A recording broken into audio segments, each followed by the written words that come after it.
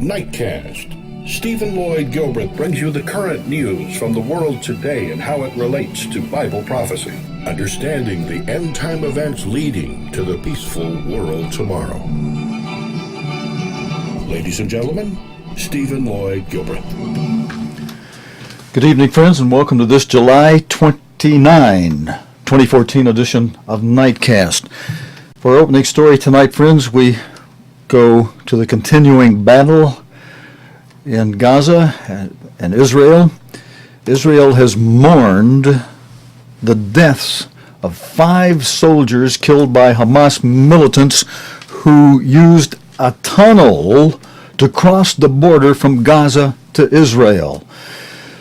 That's our opening story where you'll see the destruction of the underground network is one of Israel's main objectives in its current operation in Gaza. Hopefully this video, our opening video, will help you understand why the destruction of those tunnels is so important, especially with it just having been used by Hamas to kill 5 of Israel's soldiers. Let me mention some of the things you should look for while you watch this opening video. Palestinian officials say 1,150... Well, I tell you what, you're going to see this in this video. Let me let you see this yourself as Ora Goren reports from the Israel-Gaza border. Overcome by grief for a fallen soldier. There were several fresh graves in Jerusalem's military cemetery today. Israelis mourning 5 soldiers killed by Palestinian militants who emerged from a tunnel. This country's worst nightmare is now the threat from below. Here's where it became a reality, in kibbutz Nahal Oz, now deserted, with drones buzzing overhead. Here you can see over there. The head of security, Benny Sella, showed me the spot in the fields where the militants emerged yesterday. You see the 2 towers there? In the distance, Gaza was burning. This is now a front line. You can see in one side the cows and the other side the tank. This is our life. Are you afraid that these infiltrators will come back? Sure. I'm not afraid, but I'm concerned, yes. And what will you do if they do? We have to rely on our gun. This is one of the biggest tunnels that have been discovered in our brigade, in the Southern Brigade of the Gaza Division. This tunnel The army gave us access to one of the tunnels that penetrate Israel. This one was found under a potato field, 50 feet down. We made our way to the entrance. It was built with Israeli concrete. The army says it would have taken Hamas 3 or 4 years to finish the job. Well, the construction here was a very professional operation. You can see there are power lines, there was electricity here, phone lines were installed. The roof is very much reinforced. And down on the ground, the militants built a kind of a rail system to get sand in and out. The army says the purpose of this tunnel was to allow militants to reach Israeli territory and carry out deadly attacks. Hamas is keen to show off its tunnels. It has released this video of fighters emerging to stroll across the fields. They reach what looks like an Israeli military position and open fire. We can't be sure when this was filmed. Hamas claim it was yesterday's attack at the kibbutz. Israel says its massive assault on Gaza won't end until the complex tunnel network is out of action. The key battlefield is now below ground. But the army admitted to us that even if it shuts down the existing tunnels, Hamas will probably build new ones. Orly Guerin, BBC News, on the Israel-Gaza border. Speaking at a news conference in Tel Aviv, friends, Israeli Prime Minister Benjamin Netanyahu warned of a prolonged Israeli campaign in Gaza. Fighting between Israel and Hamas has claimed more than 1,030 Palestinian lives, or Arabs, mostly of them descendants of Ishmael. Most of them civilians since July 8, when Israel launched an offensive against Hamas as a defense against all of the rockets Hamas is trying to send into Israel. And after that surge in rocket fire against Israel, Israel's military death toll rose to 48 with yesterday's deaths. 3 civilians have also died. Here's video with Israeli Prime Minister Netanyahu saying how, at the news conference in Tel Aviv, how a prolonged Israeli campaign in Gaza should be anticipated.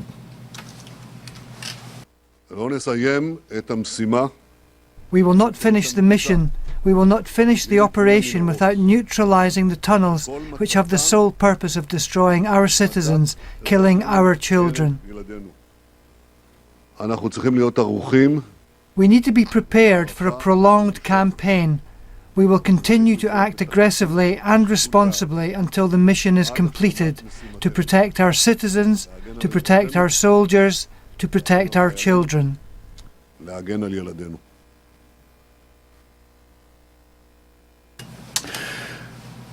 Friends, okay. I'm sorry, that one ended a little faster than I thought it would. Gaza has been pounded in one of the most intense nights of shelling since the Israeli efforts to stop Hamas and to get rid of those weapons and the tunnels began 3 weeks ago. An Israeli airstrike hit the house of former Hamas Prime Minister Ismail Haniyeh, which is thought to have been empty all the time. The Hamas-run Al-Aqsa television and radio building in central Gaza City was also hit and left in ruins. Meanwhile, Israeli Prime Minister Benjamin Netanyahu has warned, as you saw in the previous video, of a prolonged campaign in Gaza, saying Israel would continue to act until it had achieved its aim of destroying the Hamas network of underground tunnels. Chris Morris has this report. Overnight, Israel took the gloves off. Again. Massive explosions all across Gaza as flares lit up the night sky, and on the ground people moved to try to find safety. Daybreak. Among the targets, Hamas's TV station and the house of its political leader Ismail Haniyeh. Both buildings were empty. This is a gradual increase in the pressure on this organisation. It has been over the last 3 weeks, taking a new step every day. And indeed, we are striking, and we are determined to strike this organisation and relieve us from this threat. Along the coast, Gaza's port had been hit. A smouldering warehouse used by local fishermen. Each room had $20,000 of fishing equipment in it, says Omar Sami Bakr. It's where we store our nets and everything. It's a catastrophe for us. Does Hamas use this place? That's a lie, they said. Israel says it carried out 60 airstrikes. Friends, I want to pause that for just a moment and just remind you here that sometimes you'll hear in reports things that report what one side says. And as we heard in a video last night, how Russia says, no, that's a lie. We didn't have anything to do with the shooting down of that Ukrainian, Malaysian commercial aircraft over East Ukraine. And yet we've seen video that obviously was not photoshopped video. It was just video taken by a newsman showing a Russian rocket launcher being whisked out of the area in East Ukraine where the Malaysian flight MH17 was downed. And yet Russia says, oh, it's a lie, and they're just showing you photoshopped photos. Well, they're claiming it was a lie, you know. They are saying it's a lie. So here in this report, you've got a report Hamas saying the other side's lying when so many times you can see Hamas lying and exaggerating and setting their people in front of weapons and rockets, using them as human shields to try to get the sympathy of the world. And unfortunately, a lot of people have bought into that. And of course, there is another element. We'll talk about that a little later in the program. Another element that the Bible explains and talks about that is part of the reason why there is such a tremendous hatred of Israel, and a tremendous hatred of Israel after, you look at what's happened with the tribe of Judah, the people of Judah, and the Levites, and a little bit of Benjamin mixed in there with them in this little area in the Middle East called Israel today. The people of Judah suffered a major Holocaust, millions of Jews killed during World War II in the time of the Nazi war era on behalf of Germany, who are the old Assyrians of the Bible. And after that, a nice relief, the Jews finally get a homeland, a place to call their own land, given to them by the British, who were in control of that area then. And before that, they've not had a place of their own for years. They've been just scattered throughout the world. And they usually became very successful because of two things. One, blessings of God for having been known for keeping the Sabbath, and that kept their identity for them. And two, because just one of the traits of the Jewish mind is an extra sharp mind and a diligence to work and work hard and work long. And they wound up in some of not only the chief positions within each area they would be found in, but they also had some of the best shops and things because they were diligent about finding things to sell and being creative with it. And they just did well. And then the people in the area would get jealous of them. Even their own brethren from the fellow tribes of Israel would often be jealous of them, as perhaps some are now, even in from their brothers Joseph in the United States and in the UK. But to understand that, you've got to understand Bible prophecy. That's something we'll touch on from time to time in this program. But let's roll the rest of this video. I just wanted to comment on the fact that the other side, Hamas, is going to claim, things are lies that are not lies. All over Gaza last night, and there have been more this morning. You can see the amount of damage that has been done just here. Prime Minister Netanyahu says this could be a prolonged military campaign, and the damage will be felt most deeply by the people of Gaza. In Gaza City, a mosque hit twice by airstrikes. They're retrieving copies of the Quran from the debris outside. This is barbaric, one man said. What do you think of the argument that if Hamas stopped firing rockets into Israel? No, this is not an argument. We've been in blockade for the last 7 years. We've been deprived for all this for the last 7 years. Friends, you see the effort being made there for sympathy. We've been blocked in a blockade for years. Why? Why have you been blockaded for years? Because your people, your government that you allowed into Gaza, Hamas, kidnapped an Israeli soldier. And you caused Israel to have to do a blockade. And because you were sneaking in weapons to use against Israel, and even in spite of the blockade, you managed to get in 10,000 rockets and keep that quiet.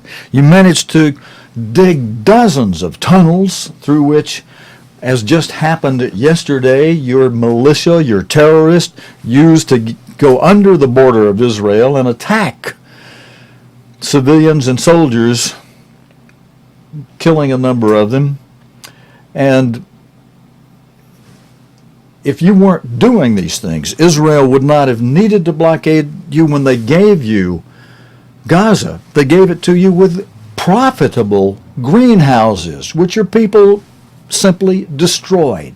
A profit-making industry which Israelis gave up and gave as a gift to you, along with giving you Gaza as your own. And what did you do? You ruined the profit-making structures there.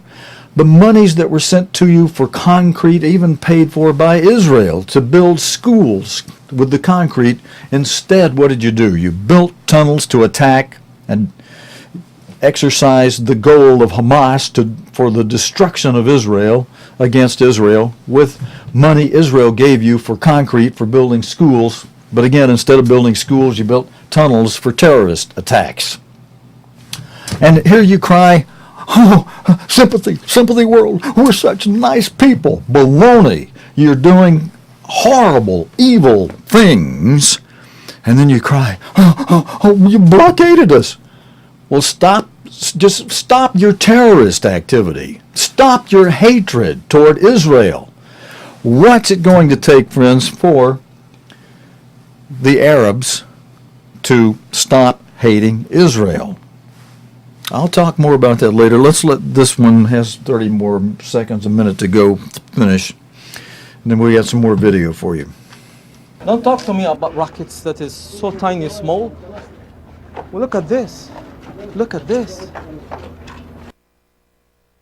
Listen, I'm sorry for laughing, but see the sympathy effort that's made here? Don't talk to me about rockets that are so small. Don't talk to me about what we're trying to do against Israel. Look at what they've done back to us. Well, you dummies, you're fighting a bigger enemy in a certain way. You're fighting them with a combination of hatred and stupidity. And some of your own people acknowledge that for a long time the great God has been intervening on behalf of Israel. Some of the news headlines were saying, as were being carried on social media the other day, that some of your own people say, hey, it seems like their God redirects our rockets in midair so that they don't make target. And that's beside the Iron Dome. That's an acknowledgement that Israel's God is fighting for Israel. Now, with more deaths in Israel occurring during this battle, friends, that does leave a question. Is Israel doing, are the people of Middle Eastern Israel doing what the people of the United States and the UK are obviously doing now? I say obviously because as we've been reading Leviticus 26 and Deuteronomy 28, the blessing and cursing chapters in God's holy word, the Bible, we find it saying there that if you obey me, I bless you in tremendous ways. I bless your agriculture. I bless you with rain. The United States is now in the biggest drought it's ever been in. God says, just reverse happens if you don't obey me. Curses on your weather and curses on you as a leading nation. If you obey me, I'll make you the head, not the tail. If you don't obey me, I'll make you the tail, not the head. If you obey me, I'll make you the lender, not the borrower. If you don't obey me, I will make you the borrower, not the lender. And what is the United States but one of the world's hugest borrowers who continues to have to raise and raise and raise its debt ceiling?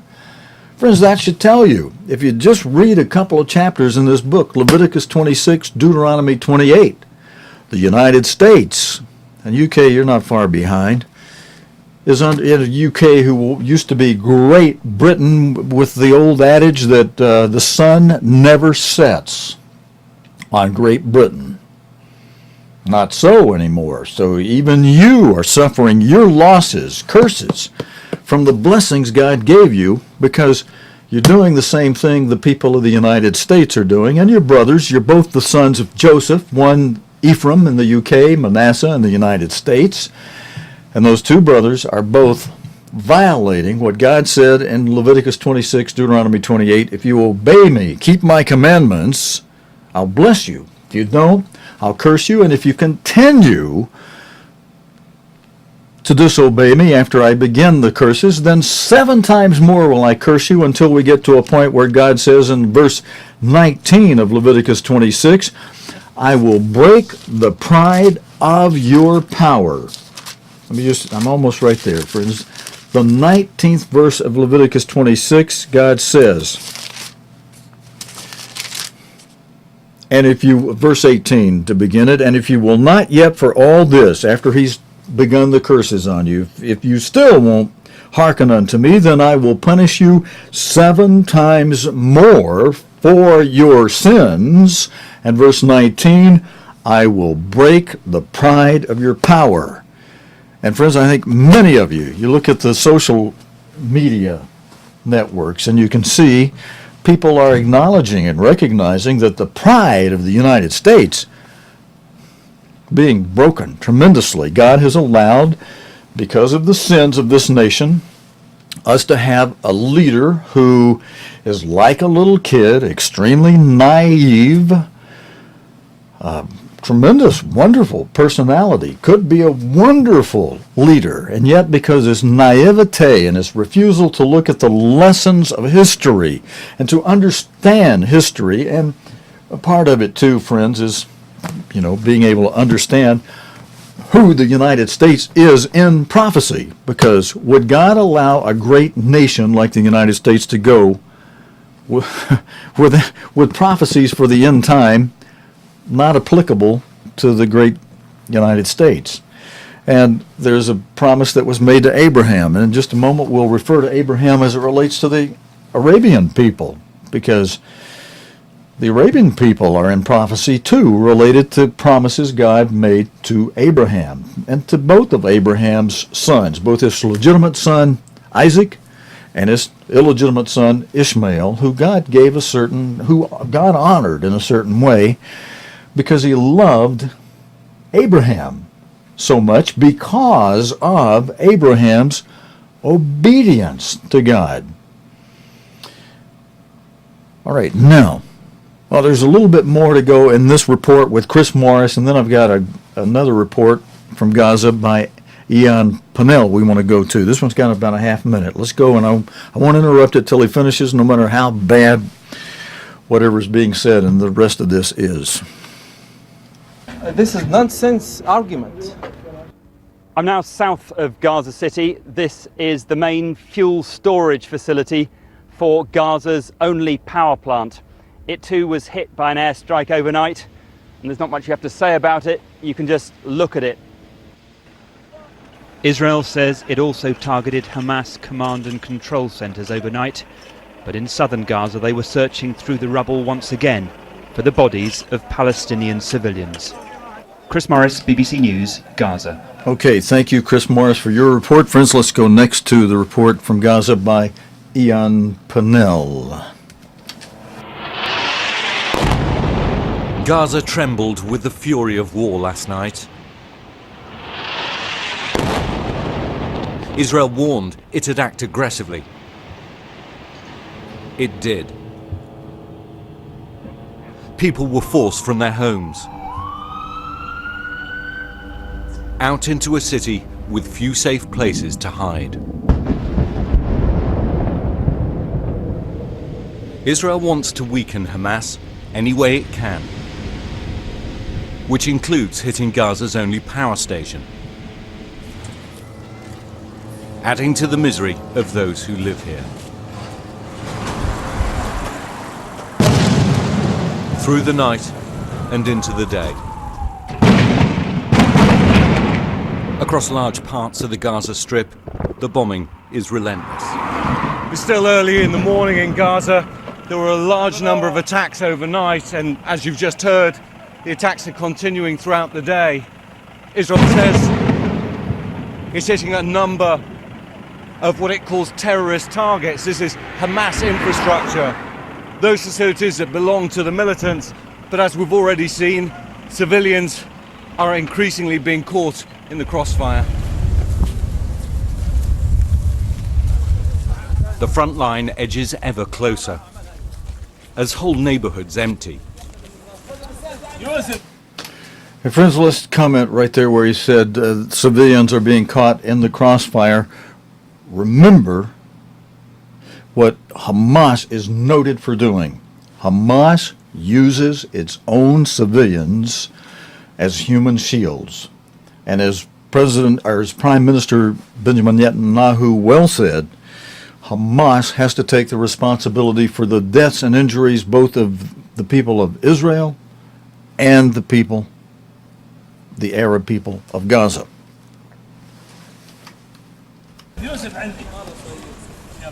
Today, one more family fled. Tens of thousands of people have already been forced from their homes. Others have been buried beneath them. As neighbors and families scramble to rescue the injured and the dead. Okay, just part of the casualty of war, a war that the people of Gaza have been allowing Hamas to continue. And if the people of Gaza would rise up against Hamas and say, that's it, we're not supporting this anymore, get out of here, that could end it. And Israel is not only trying to get rid of the weapons, the many thousands of rockets that Hamas has been able to bring into or manufacture inside of Gaza.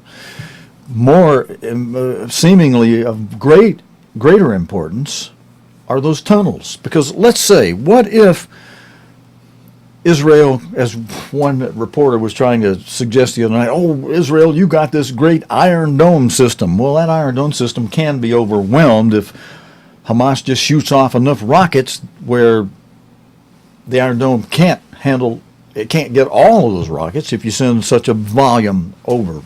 But let's say that Israel were able to increase its Iron Dome so it could handle 5,000 rockets at one time, let's say, and knock them all out. There's still the great danger to Israel, as was witnessed in yesterday's tunnel attack that killed 5 Israeli soldiers. And then beside that, there were 3 civilians at some point in time killed. But they used that tunnel. Through that tunnel, they came out, surprise attack, killed 5 Israeli soldiers. In that attack just yesterday, those tunnels represent grave danger to Israel, and Israel has the goal of taking out those tunnels. Now, we're about to see the President of the United Nations speak, urging the parties and the international community to achieve a comprehensive peace based on the vision of a region where 2 democratic states live side by side. Sounds good. Oh yeah, on paper, sounds good in a quick reading, but if you know the history of Israel, it goes all the way back to the jealousy of Ishmael, way back at the time of Abraham and Sarah and the Egyptian handmaid Hagar. So to try to suggest in one sentence or two that this animosity, on this hatred on the part of the descendants of Ishmael against the descendants of Isaac, and the descendants of Isaac are not limited to the little nation Israel in the Middle East, by the way. Those descendants are all over the world. And there's a hatred on behalf of Ishmael, a jealousy, just based on a jealousy going way, way back. So this is not going to be resolved. And the underlying goal of Hamas is the destruction of Israel. And they'll lie to you and say anything they need to gain any headway they can that'll get them closer and closer to the goal of the destruction of Israel. So there's a lot of naivete on the part of even the President of the United Nations as he speaks in this next video. The Security Council also calls on parties to engage in efforts to achieve a durable and fully respected ceasefire based on the Egyptian initiative. In this regard, the Security Council welcomes the efforts of international partners and the convening of the international meeting to support the ceasefire held in Paris on July 26, 2014, and urges all concerned regional and international parties to vigorously support efforts to consolidate an agreement between the parties. The Security Council emphasizes that civilian and humanitarian facilities, including those of the UN, must be respected and protected, and called on all parties to act consistently with these principles. You know, friends, it sounds so humanly good, doesn't it? You know, to try to want to protect the civilians of Gaza. But the civilians of Gaza have allowed Hamas to come in there with the goal of destroying Israel. And it's unfortunate that perhaps a lot of innocent people are suffering on both sides, in Israel and in Gaza, because of it. But to take a naive approach of just, hey, ceasefire, when Israel has the goal of let's get rid of those dangerous tunnels. And the supporters of peace should recognize, look, Israel does not attack Gaza when the people of Gaza are not attacking Israel. Duh, real simple. And if Gaza didn't have weapons, and their purpose for weapons is not defense, they don't need them for defense, there's nobody attacking Gaza when Gaza is not attacking anybody else. I should say Hamas, when Hamas is not attacking anybody else from Gaza. So the requirement of the UN or anybody else who's going to exercise some authority over that area should say, all right, look, Hamas, you don't need weapons. You know, your goal to destroy Israel is against, you know, the UN has acknowledged that Israel is a legitimate country and government. You shouldn't be attacking it. You shouldn't be shooting rockets at it. And as a penalty, you got to give up all your rockets. You got to let Israel come in and take them. And whatever cost or casualties incur as a result of you refusing to turn over your weapons, that's going to be part of your penalty. And all of those tunnels, which you're using for terrorist activity to kill, as happened yesterday with the killing of 5 Israeli soldiers, all those tunnels got to go.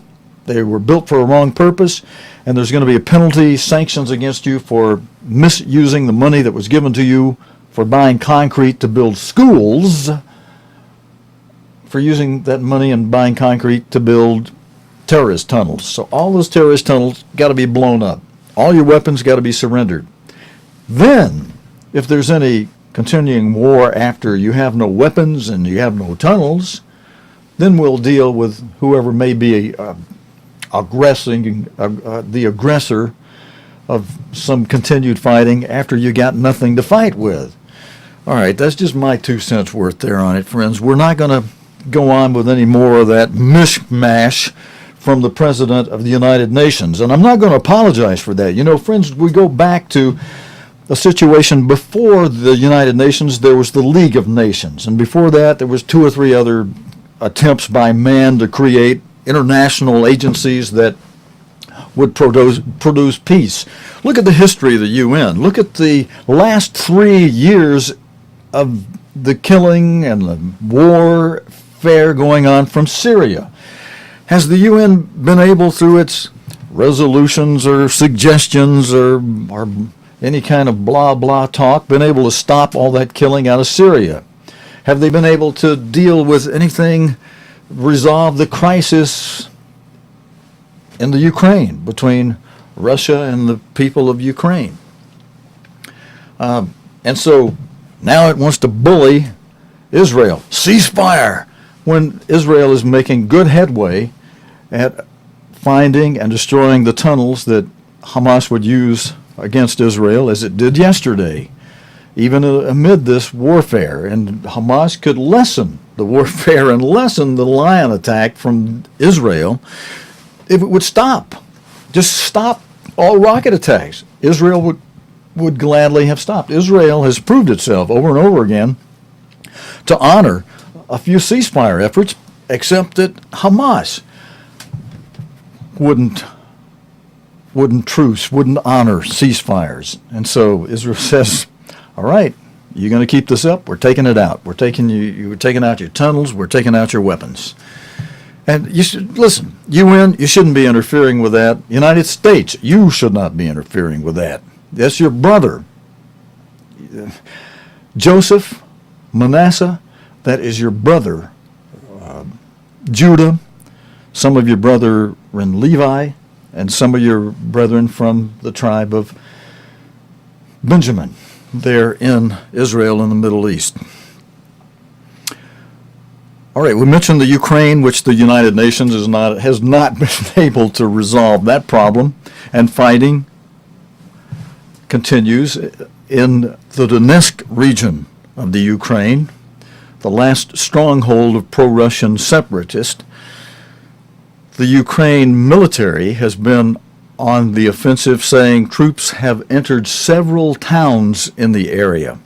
The heavy fighting has again prevented an international team from accessing the MH17 crash site. Jonathan Beale is on the outskirts of Donetsk, from where he says the gunfire from government forces seems to be getting increasingly intense.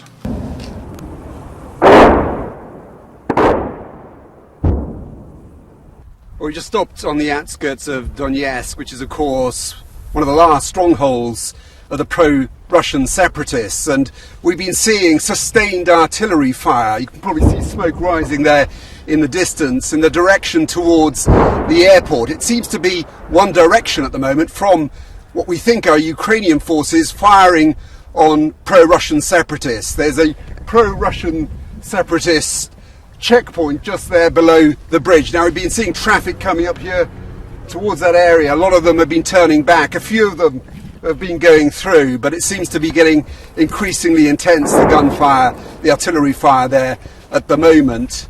And as I said, you can see that smoke rising in the distance. And related to this, friends, President Barack Obama has announced new economic sanctions against Russia. Now, you know, that's very interesting because the EU has put together some economic sanctions, and that's bold and brave on the part of the EU, because nations and economies of the EU are greatly affected by their relationship with Russia, who has a product they very much need, and that's that gas that they send through the pipelines. And the U.S., on the other hand, not affected by what Russia has in the way of gas through those pipelines. We're way over here, and that's way over there, but sometimes talk is cheap, and the President of the United States, he says we're going to do sanctions that'll have an even bigger bite on Russia's economy, you know, and of course the EU at some point is going to say, hey, let's back off on these sanctions because now Russia's cutting off our gas. But let's take a look. This is in today's news. Washington tonight joined the EU in adopting new economic sanctions against Russia, announcing punitive measures against 3 Russian banks, seriously limiting their access to American finance. If Russia continues on its current path, the cost on Russia will continue to grow. And today is a reminder that the United States means what it says. All eyes were on eastern Ukraine, where government forces are engaged in fierce fighting with separatist rebels. Both sides have been using heavy weapons. But the Americans and the Europeans blame President Putin for escalating the situation by arming the rebels. So today, after months of hesitation, the EU announced economic sanctions against Russia. There will be an embargo on future arms sales, but that won't include the French warships destined for Russia. The oil and energy sector targeted, with restrictions on export of some technology. And then the money trail. Russian state banks won't be able to access financial markets like in the City of London. So, how tough are these sanctions? One senior EU official said they were intended as a strong warning that Russia's actions in Ukraine would not be tolerated.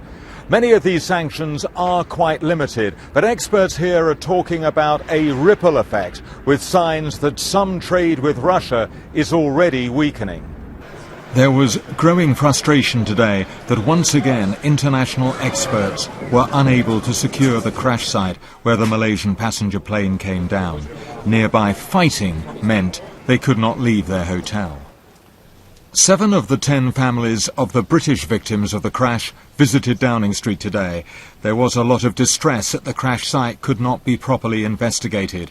One of them said they still did not know whether their son's body remained in Ukraine. You feel very angry, frustrated, It would be nice if we could just stop fighting for a little while so we could get all the boys and girls home. In the Netherlands, which suffered the greatest loss in the plane crash, there are still daily acts of remembering. Families bringing flowers, friends standing together in the silence. The mood here is strongly in favour of sanctions. Today, President Obama insisted the new US-European measures will make Russia's weak economy even weaker. Gavin Hewitt, BBC News.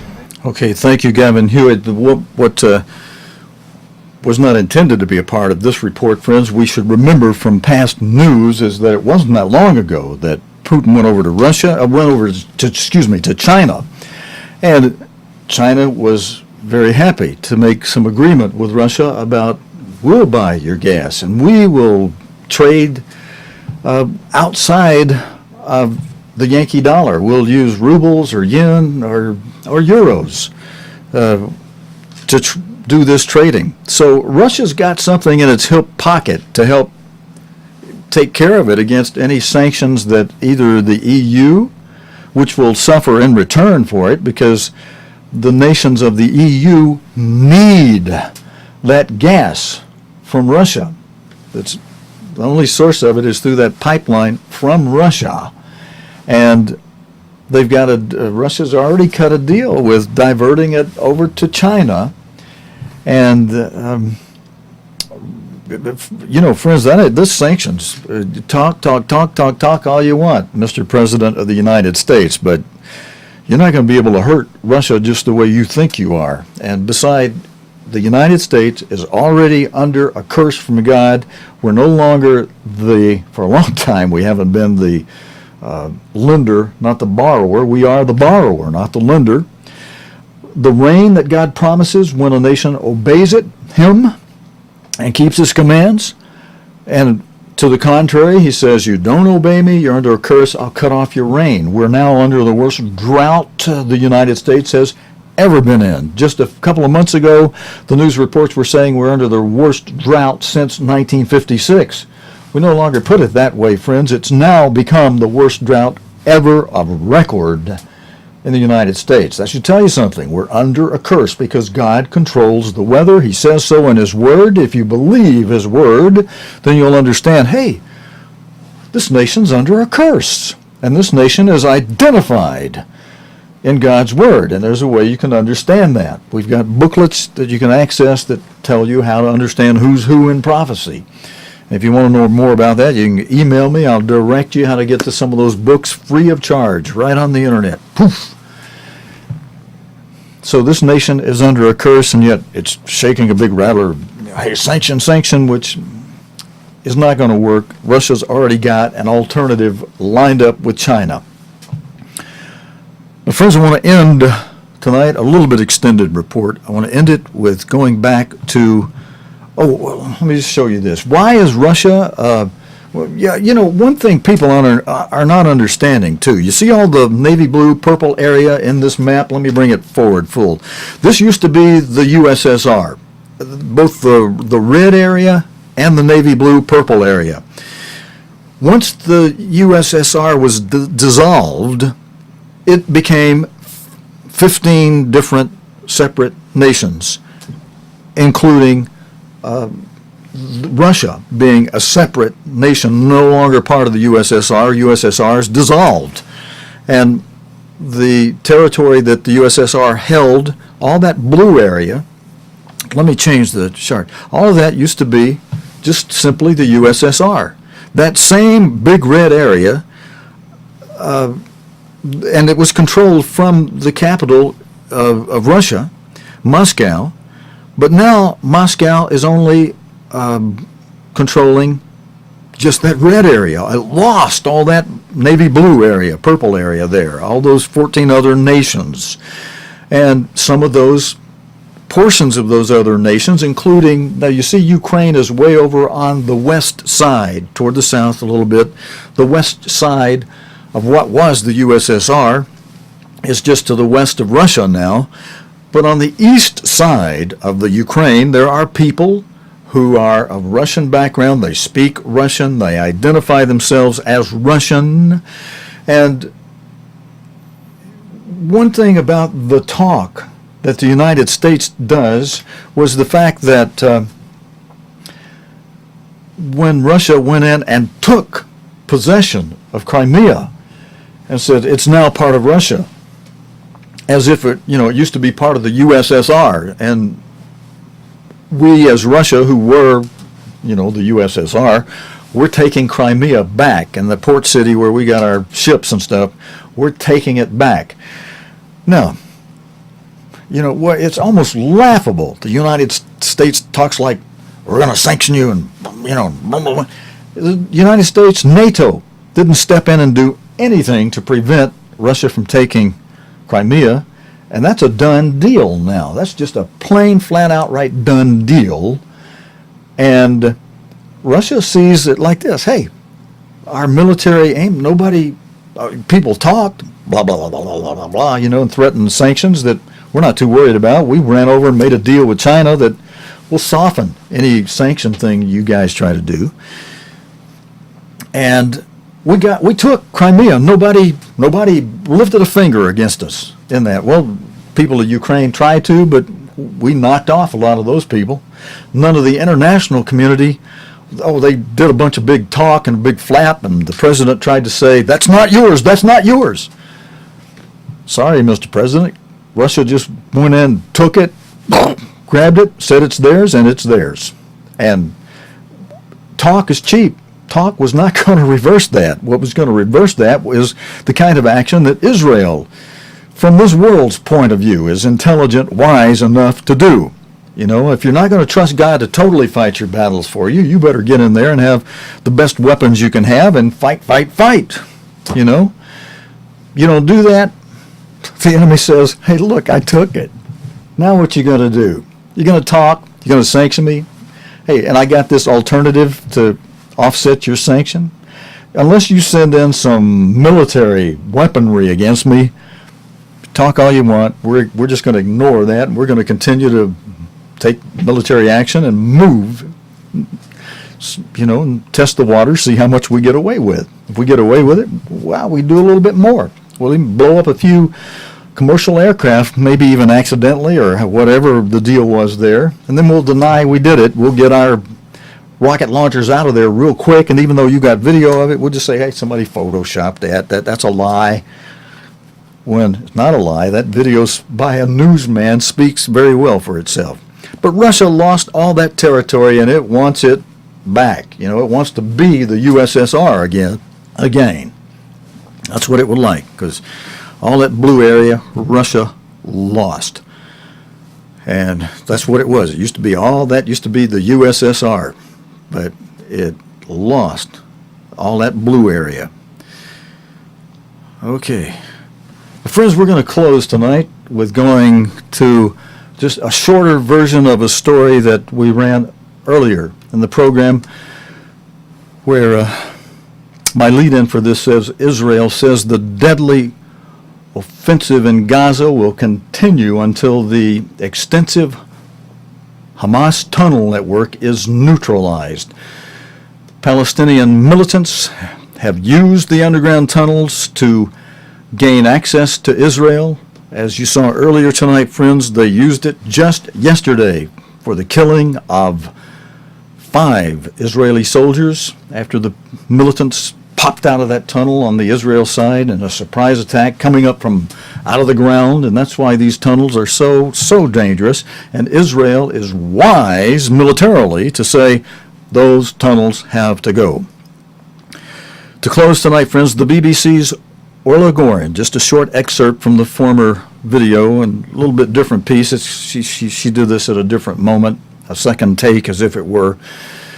Orla Gorin was given access by the Israeli military to the tunnel near the Gaza border. Well, we're about to enter one of the tunnels that was discovered by the Israeli army. Where I'm standing now used to be a potato field. The tunnel was completely concealed. We're at a depth of about 15 to 20 meters. That's about 50 to 65 feet. Now, this particular tunnel, we're told, is one of the most professional that they have found. It was built over the course of several years, and a great deal of reinforced concrete was used, several tons, we're told. The entrance here is very narrow and very small, so we're going to have to crouch down to get inside. Well, I've got to bend double now to get in here. You can see the roof is very much reinforced and very smooth. The army says there was a lot of work done to get this tunnel into operation. Along the sides, you can see that there's a lot of work has gone in. There's wiring. There was electricity in here. There's a floor. There's a roof. It's not quite tall enough for somebody to stand comfortably, but the army believes it was big enough to allow several militants to pass through here. And they say that that was the aim. The nearest kibbutz, the nearest Israeli community, is only a few hundred meters away. And just yesterday, a tunnel like this was used by a group of Palestinian militants. They managed to cross the border below ground. They reached an Israeli kibbutz and they fired anti-tank missiles and killed 5 Israeli soldiers. Now, Israel says dismantling and neutralizing this tunnel network, which it calls a terror tunnel network, is the key objective of the offensive in Gaza. The Prime Minister, Benjamin Netanyahu, says the operation in Gaza will not end until the tunnels have been put out of action. And friends, that's it for our Tuesday night report. Thanks for watching. I appreciate those of you that are giving us likes on YouTube and Facebook. I'd also like to hear from some of you, whether you have a positive comment about, Steve, I like the way you're doing this or that in this program, or if you have an objective comment, especially those, and I'd prefer for those kind of comments, you just tell me privately, but tell me whatever you're thinking. Steve, I think I'd like it better if you do this or that, or I think you can do better if you do this or that. And those of you who believe in the great God and who are from the one church I'm from, the spiritual organism known as the Church of God, simply, not an organization or a building, but a spiritual organism, I'll appreciate your prayers that God continue to build this if He's in it, or close the door if He's not, and while He is and building it slowly, to guide and lead me. Before every program, friends, I ask Him to guide and lead me. When I open my mouth, I ask Him to fill it. And you can help control that, too, by your asking Him when I speak to guide and lead what Steve says. You know, if you pray real hard in that way, you don't even need to contact me. You just watch and see what God does and how He deals with it. Because our goal here is to give you the day's pertinent current news related to what Jesus Christ told us in Luke 21 verse 36, to be watching, and not just watching but also praying about, becoming an active part of the world news by addressing our Creator and saying, dear God, I saw what happened over here, and asking Him to guide and lead your thoughts about, hey, what do you want to happen over there, or have you thought about this, God? And you know, even when Moses prayed, when God was going to do one thing, Moses said, well, wait a minute, God, have you thought about this? And God decided to change His mind. Do you realize you could have that same effect and impact upon your Creator, who loves you very, very much? So I'll appreciate your prayers, not only about the world events, but that God will continue to guide and lead me when I speak to you. All right, and the guidance I'm getting right now, friends, is to zip it, Steve, and close the program. So, friends, thank you for joining me. Until next time, this is your host, Stephen Lloyd Gilbreth, saying good night, friends.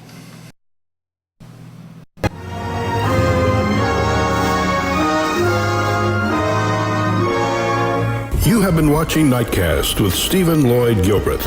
Nightcast can be seen Sunday through Thursday nights here on cogtv.org. Tonight's program is also available anytime on demand in the cogtv.org video archive.